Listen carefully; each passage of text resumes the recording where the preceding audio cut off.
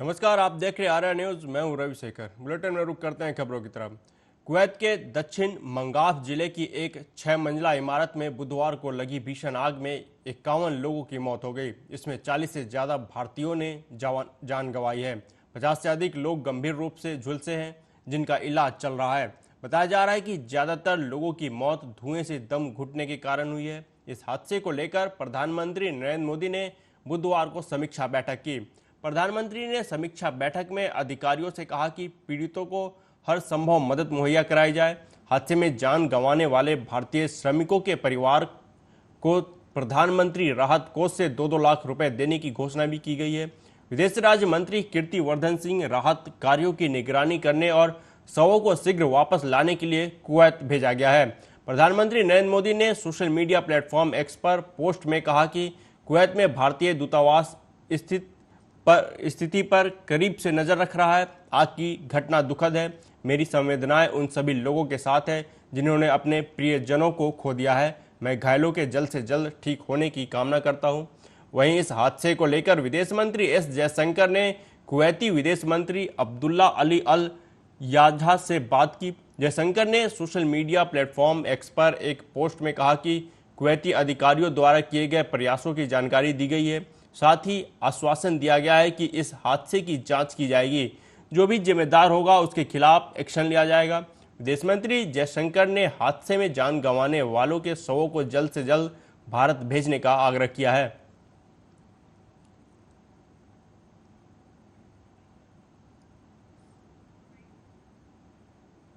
वहीं कुवैत आग की घटना पर कांग्रेस नेता सलमान खुर्शीद ने कहा कि यह बहुत दुखद और चिंताजनक है। जो भी राहत हम उन्हें भेज सकते हैं वह किया जाना चाहिए। उन्होंने कहा कि कुवैत में बहुत अच्छी सेवाएं हैं और मुझे उम्मीद है कि सरकार हर संभव मदद करेगी, क्योंकि ऐसी स्थिति में सरकार की यह जिम्मेदारी है। सलमान खुर्शीद ने कहा कि सभी विपक्षी दल सहयोग करेंगे। सरकार को जल्द से जल्द कदम उठाने चाहिए और कुवैत से जो भी जानकारी उन्हें मिलती है उसे साझा करना चाहिए, क्योंकि इससे बहुत लोगों को राहत मिलेगी। से बहुत अफसोस है, बहुत चिंता है, बहुत दुख है ये सब सुन के कि कम से कम एक बड़ी संख्या लोगों की जो वहाँ काम करने के लिए गए थे वो आग में झुलस गए हैं और हम उनको खो बैठे हैं। बहुत सारे लोग घायल भी होंगे, तकलीफ में होंगे और जो भी उनको राहत पहुंच सकती है वो पहुंचाना हम लोगों का फर्ज बनता है। वैसे तो कुवैत में सर्विसेज बहुत अच्छी हैं और होंगी। मैं समझता हूं कि वहां पर जो मदद पहुंचाई जा सकती है वो फौरन पहुंचाई जाएगी, लेकिन ऐसे मौके पर सरकार का भी एक दायित्व बन जाता है कि सरकार अपनी तरफ से जो कुछ कर सकती है वो करे, और इसमें सारी ही विपक्षी पार्टियां वो भी पूरी सहमति और देने के लिए तैयार रहेंगी और वो देंगी। जल्द से जल्द सरकार कुछ कदम उठाए और जो कदम उठाए हैं और वहाँ से जो भी सूचनाएं आती हैं उनको यहाँ पर आवाम को, जनता को। प्रधानमंत्री नरेंद्र मोदी लगातार तीसरी बार पीएम बनने के बाद अपनी पहली विदेश यात्रा पर रवाना होंगे। पीएम मोदी G7 शिखर सम्मेलन में शामिल होने के लिए आज इटली जाएंगे। विदेश सचिव विनय क्वात्रा ने नई दिल्ली में बताया कि शुक्रवार को होने वाले सम्मेलन में भारत को एक आउटरीच देश के रूप में आमंत्रित किया गया है। उन्होंने कहा कि यह यात्रा भारत और ग्लोबल साउथ के लिए महत्वपूर्ण मुद्दों पर सम्मेलन में विश्व नेताओं के साथ जुड़ने का अवसर होगा। बता दें कि शिखर सम्मेलन में भारत की यह 11वीं और पीएम मोदी की लगातार 5वीं भागीदारी होगी। प्रधानमंत्री आउटरीच सत्र में शामिल होंगे। सम्मेलन से अलग प्रधानमंत्री नरेंद्र मोदी की G7 देशों के नेताओं के साथ द्विपक्षीय बैठकें करने की संभावना है। साथ ही पीएम मोदी इटली की प्रधानमंत्री जियोर्जिया मेलोनी के साथ भी बैठक करेंगे।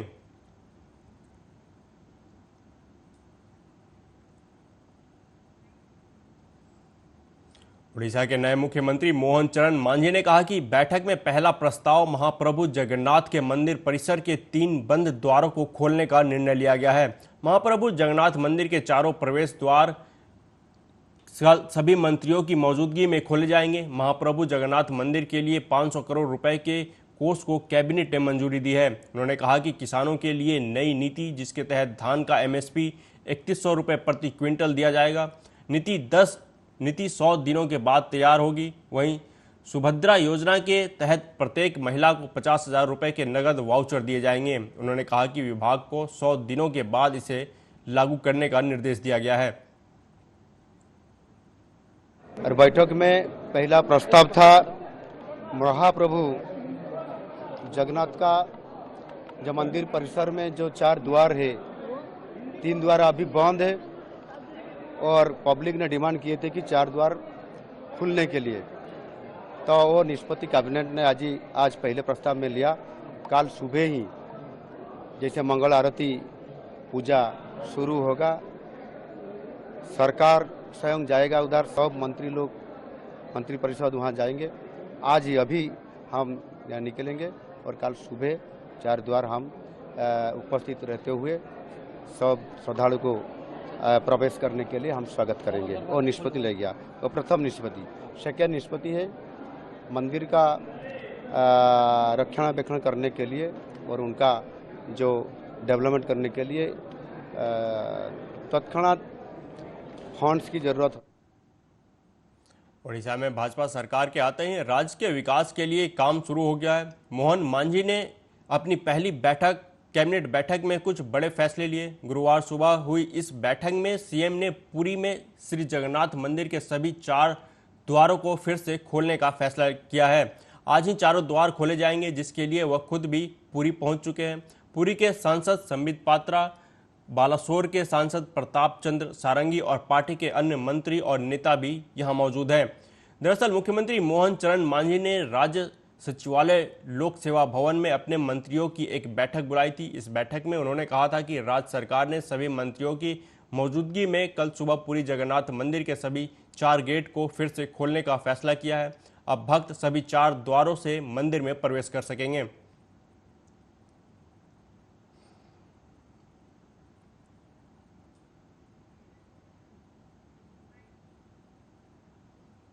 कांग्रेस नेता राहुल गांधी इस बार भी आम चुनाव में 2 सीटों से लड़े। उन्होंने केरल की वायनाड और यूपी की रायबरेली सीट से चुनाव लड़ा और जबरदस्त मार्जिन से जीत हासिल की है।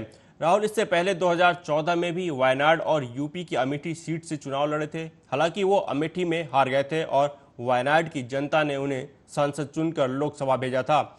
इस बार भी 2 सीटों पर चुनाव लड़े और दोनों पर जीत हासिल की। लगातार दूसरी बार सांसद चुने गए कांग्रेस नेता राहुल गांधी ने बुधवार को वायनाड में जनता से सीधे मुखातिब होते हुए कहा कि पहले लोगों को धन्यवाद दिया और फिर लगे हाथ यह भी पूछ लिया कि वो कहां से सांसद रहे।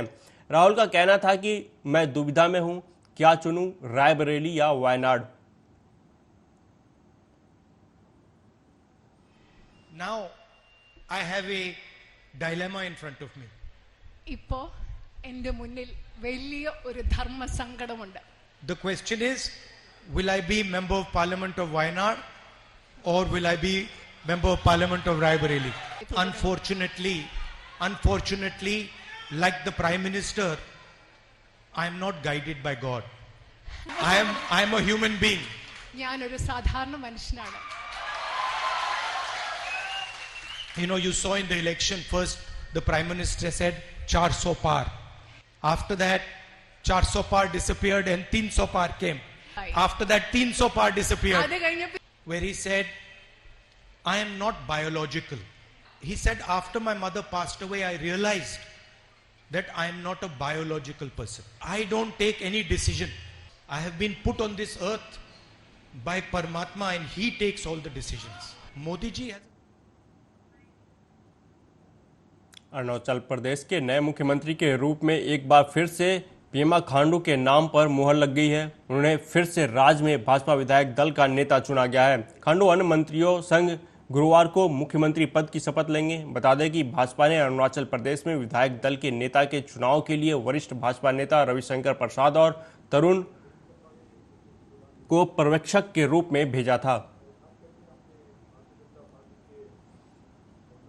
भी हमारा कार्यक्रम, जैसे हमारे नेशनल जनरल सेक्रेटरी श्री करुण चुग जी ने अपने ओपनिंग रिमार्क्स में आप सबको जो डिटेली बताया, तो सबसे पहले तो मैं अपने राष्ट्रीय अध्यक्ष श्री जेपी नड्डा जी और इस देश के हमारे यशस्वी प्रधानमंत्री श्री नरेंद्र मोदी जी और खास करके अपने भारतीय जनता पार्टी के अरुणाचल के जितने भी हमारा कार्यकर्ता है, हमारे राष्ट्रीय अध्यक्ष श्री जीवराम वाघे जी, हमारे सीनियर मोस्ट लीडर श्री टोनामिन जी, और इस बार के चुनाव में जितने भी जो हमारा 46 बीजेपी एमएलए जो चुन के आए हुए हैं, उन सभी को मैं अपने ओर से हृदय से बहुत बहुत धन्यवाद प्रकट करता हूं। आज का एक हिस्टोरिक मीटिंग रहा है Bharatiya Janata party legislators meet में, कि तीसरी बार अरुणाचल की जनता के आशीर्वाद के कारण से यहाँ स्टेट में भारतीय जनता पार्टी का सरकार बनने जा रहा है। आज जैसे हमारे नेशनल जनरल सेक्रेटरी श्री करुण चुग जी ने अपने ओपनिंग रिमार्क्स में आप सबको जो डिटेली बताया। वहीं केंद्रीय मंत्री डॉक्टर जितेंद्र सिंह ने कहा कि जिस प्रकार की घटना हुई है, निश्चित रूप से उसे लेकर आम आदमी को चिंता भी है और लोगों में रोष भी है। प्रधानमंत्री मोदी ने जैसा कहा है कि आतंकवाद के प्रति शून्य सहनशीलता, उसी नियम का पालन करते हुए आगे की कार्रवाई तय की जाएगी। आज हमें कुछ सुरक्षा विशेषज्ञों से सुझाव भी मिले हैं, उनका पालन करने से शायद ये सुनिश्चित किया जा सकता है कि फिर इस प्रकार की घटना न हो। प्रशासन और अर्धसैनिक बलों के बीच जो संयुक्त अभियान है वह बहुत अच्छी तरह से आगे बढ़ रहा है। जैसे मोदी जी ने कहा कि जीरो टॉलरेंस टुवर्ड्स टेररिज्म, उसी नियम का पालन करते हुए आगे की कार्रवाई भी निर्धारित की जाएगी। संबंधित संस्थाओं ने इसका संज्ञान भी लिया है। कुछ एक आज प्रातः से हमें सुझाव भी मिले हैं सुरक्षा विशेषज्ञों से।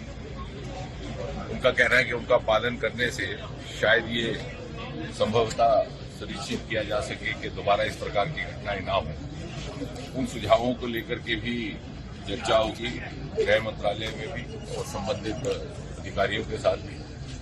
और आपके माध्यम से यही निवेदन है कि हम किसी तरह का पैनिक ना हो, क्योंकि कल रात को भी जैसे ही ये काउंटर प्रारंभ हुआ तो हम निरंतर संपर्क में थे। मैं कलेक्टर साहब, एसएसपी साहब, उसके बाद वहां पर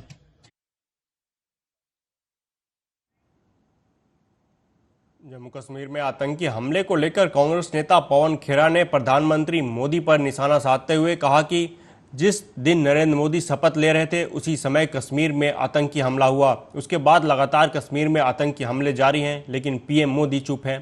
पीएम मोदी के नए कश्मीर पर किए गए खोखले दावों की पोल खुल रही है। दिन इस देश में सरकार शपथ ले रही थी, नरेंद्र मोदी जी शपथ ले रहे थे, कई राष्ट्राध्यक्ष आए हुए थे हिंदुस्तान में, भारत में। उसी दिन उसी वक्त रियासी में एक आतंकी हमला हो रहा था जिसमें 9 तीर्थयात्री, निहत्थे तीर्थयात्री मारे गए। उसमें कुछ बच्चे भी थे। वो नजारे देखकर हम सबका, आप सबका दिल दहला होगा। उसके बाद लगातार रोज आतंकी हमले जम्मू कश्मीर में हो रहे हैं। क्या ये नया कश्मीर है नरेंद्र मोदी का? इस नए कश्मीर में आतंकी हमले रोज हो रहे हों और प्रधानमंत्री के मुंह से एक शब्द नहीं निकलता हो, वो प्रधानमंत्री जो नवाज शरीफ को तुरंत ट्विटर पे जवाब दे देता है जब वो बधाई देते हैं आपके प्रधानमंत्री की शपथ लेने पर, आप आतंकी हमलों पर एक शब्द नहीं बोल पाते। देश के बड़े विपक्षी दल के नेताओं ने सबने अपनी सहानुभूति भी व्यक्त की, उन्होंने अपनी बात भी सामने रखी, निंदा भी की। प्रधानमंत्री के मुंह से एक शब्द नहीं निकला। यह भी लोग जानना चाहते हैं कि ऐसा क्यों हो रहा है। आपके इस तथाकथित नए कश्मीर, जो बड़े बड़े खोखले आपकी दावे थे कि साहब सब कुछ ठीक हो गया कश्मीर में, उन दावों की तो पोल लगातार खुली रही है। पिछले 10 साल में 2262 आतंकी। बिहार के उप मुख्यमंत्री सम्राट चौधरी ने कांग्रेस सांसद राहुल गांधी के बयान पर कहा कि इस देश ने पीएम मोदी को 292 सीटें दी हैं। राहुल गांधी को याद रखना चाहिए कि देश में पंडित जवाहरलाल नेहरू के बाद जितनी भी कांग्रेस की सरकार बनी वह सहानुभूति पर बनी। पीएम मोदी के विकास आरक्षण के मॉडल को इस देश के लोगों ने 293 सीटें देकर जिताने का काम किया है। सुनिए उन्होंने क्या कुछ कहा। नरेंद्र मोदी जी को 292 सीट दिया है। राहुल गांधी जी को यह ध्यान रखना चाहिए कि इस देश में पंडित नेहरू के बाद जितनी भी कांग्रेस की सरकारें बनी वो सिंपैथी पे सरकार बनी। श्रीमती इंदिरा गांधी जी की हत्या हुई तब उनके पिताजी को थंपिंग मेजोरिटी आया। 1991 जब उनके पिताजी की हत्या हुई तब सिंपैथी के आधार पर उनको वोट दिए गए। नरेंद्र मोदी जी विकास विकास और विकास, देश के संविधान को उचित ढंग से काम करने वाले ये पहले प्रधानमंत्री मिले, तो उनके विकास के सपने के मॉडल को मंत्रिमंडल के विस्तार पर आरजेडी नेता रोहिणी आचार्य ने कहा कि सच्चाई सामने आ गई है। विपक्ष तो यही कहता था, अब जनता तय करे कि भाजपा ने कितने झूठे वादे किए थे। जनता को क्या मिला? बिहार की जनता भी बोल रही है कि हमें झुनझुना पकड़ा दिया गया है। आपको बता दें, सारण लोकसभा क्षेत्र से चुनाव लड़ने वाली लालू प्रसाद यादव की बेटी रोहिणी आचार्य 15 दिनों के लिए सिंगापुर जाने वाली हैं। इस दौरान उन्होंने एयरपोर्ट पर मीडिया के सवालों के जवाब दिए। यही ना विपक्ष बोलता था कि जब विपक्ष यही बोलता था ना, तो सच्चाई सब सामने आ गया। अब जनता डिसाइड करे। जनता से इन्होंने कितना सारा वादा किया था, झूठे वादे किए थे, क्या हुआ? ठन गोपाल बना दिया ना, फिर से जनता को कुछ नहीं दिया। बिहार को तेजस्वी करे झुनझुना थमा दिया गया है। सही बात बोल रहा है ना कि तो बिहार की जनता भी बोल रही है कि हम लोग को झुनझुना पकड़ा दिया गया। आकर के चुनाव में फिर से झांसा दे करके गए थे, फिर से वही कानपुर की मेयर परमिला पांडे ने बुधवार को इंजीनियरों की बैठक बुला ली। एक इंजीनियर ने जब नाला सफाई की रिपोर्ट दिखाई तो मेयर का पारा चढ़ गया। उन्होंने फाइल घुमाकर इंजीनियर के सामने फेंक दी। मेयर ने कहा कि जब नाला सफाई का काम मई में शुरू हुआ है तो मार्च की रिपोर्ट क्यों दिखा रहे हैं? अगर इस बार बारिश में जल भरा हुआ तो तुम्हें वहीं खड़ा कर दूंगी।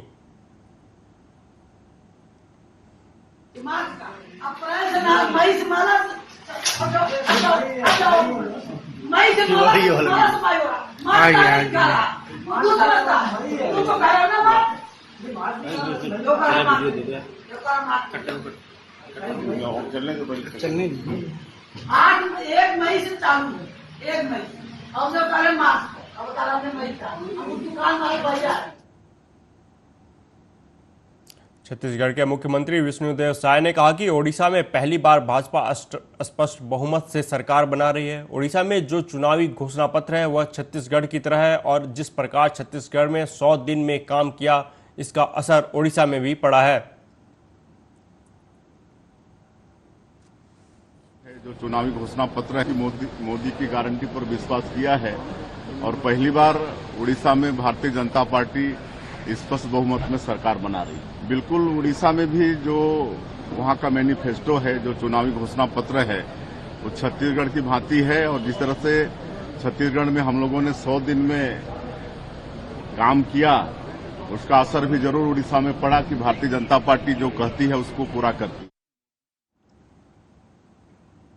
गोरखपुर में आगामी बकरीद त्योहार को शांति और सौहार्दपूर्ण ढंग से संपन्न कराने के लिए कोतवाली थाना क्षेत्र में लोगों की एक बैठक बुलाई गई थी, जिसमें कोतवाली इंस्पेक्टर चितवन कुमार ने लोगों से बकरीद त्योहार आपसी भाईचारा और सौहार्दपूर्ण ढंग से मनाए जाने की अपील की। साथ ही पर्दा लगाकर जानवरों की कुर्बानी करने के लिए कहा। इसके अलावा वेस्टेज मटेरियल को नगर निगम की गाड़ी में ही फेंकने की अपील की। इसके अलावा कुर्बानी का खून नालियों में ना बहे, बकरीद की नमाज सड़कों पर ना पढ़ने के लिए भी लोगों से कहा। पुलिस विभाग का ये कहना है कि जहां निर्धारित स्थल है और जहां कुर्बानी होती थी, कुर्बानी वहीं होगी। छोटे की जो जानवर खसी की होती है ये तो घर घर के अंदर होती है, लेकिन जो बड़े जानवर की कुर्बानी वो निर्धारित स्थल जहां पहले से है वहीं होगी।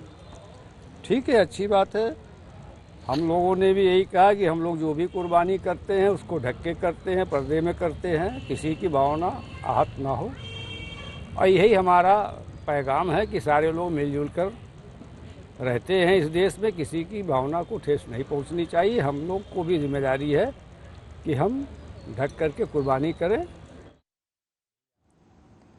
उधर कानपुर देहात में एक दुल्हन ने आत्महत्या का प्रयास किया। पीड़िता के परिवार ने बताया कि सरकारी नौकरी लगते ही दूल्हा लाखों के दहेज मांगने लगा। तय समय के अनुसार जब दूल्हा बारात लेकर नहीं पहुंचा तो दुल्हन इससे आहत होकर मंडप के नीचे जहर खा लिया। पीड़िता के परिजनों ने तुरंत ही उसे अस्पताल में भर्ती कराया और पुलिस को इसकी सूचना दी। फिलहाल दुल्हन की हालत खतरे से बाहर बताई जा रही है। इस मामले पर पुलिस का कहना है कि तहरीर के हिसाब से ही आगे की कार्रवाई की जाएगी। पीड़ित परिवार का कहना है कि रिश्ता दूल्हे के सरकारी नौकरी लगने से पहले ही तय हो गया था। इस दौरान उसकी नौकरी लग गई और वो दहेज की मांग करने लगा। जैसे आज साहब सोमवार साथ शादी तय थी 10 तारीख को, और मैं इंतजार करता रहा उनको 1 बजे तक, वे नहीं आई। लड़की से लड़का का कोई बात भई होगी, उसने कहा होगा सील बाप की तारीख किया मैं नहीं आऊँगा, तो लड़की ने कुछ कर लिया था। और हम सरकारी अस्पताल आए सिकंदरा, इसके बारे में कर दिया जिला अस्पताल को। अब आप क्या चाहते हैं? न्याय चाहिए। फिलहाल अभी तक के लिए इतना ही। देश दुनिया की तमाम खबरों के लिए देखते रहिए आर्या न्यूज़। नमस्कार।